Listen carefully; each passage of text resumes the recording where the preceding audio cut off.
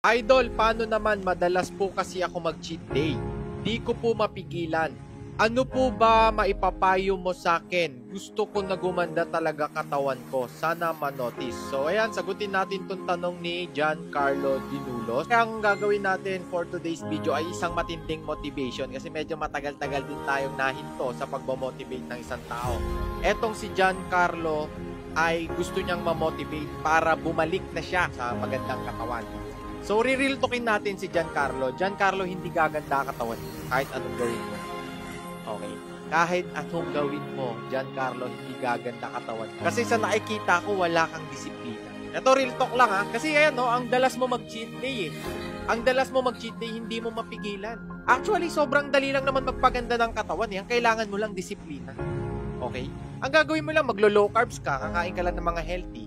Kakain ka ng gulay, kakain ka ng mga karne, iiwasan mo lang yung mga fast food, iiwasan mo lang yung mga junk foods, yung mga pagkain na matatamis, iiwasan mo lang yung mga yan eh. Oh, papayat ka, nagaganda na katawan mo, tapos sabayan mo lang ng workout, gaganda na katawan mo. Sobrang basic lang, alam natin lahat yan. Basic knowledge, pero ang pinakamahirap talaga guys, yung disiplina. Eto si Giancarlo, wala siyang disiplina kasi hindi niya mapigilan yung sarili niya. Pag nakakita siya ng hamburger, kakainin niya.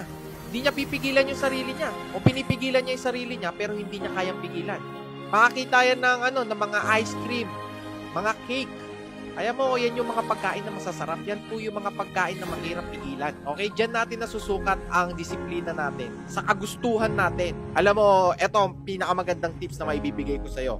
Giancarlo, ang gawin mo ngayong buwan o kaya next month, July. Okay, July. Kainin mo na lahat ng gusto mong kainin. Okay? Kainin mo na lahat. Lahat. Junk food, fast food, mga soft drinks, inumin mo na lahat yan. Lahat ng gusto mong kainin, kainin mo na.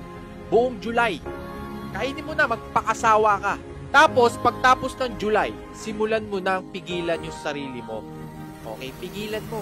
Magpakasawa ka na. Pag sawang-sawa ka na talaga, tsaka ka mag-start mag-diet. Hindi yung magda-diet ka this week, tapos hindi ka pasawa, kakain ka ulit next week.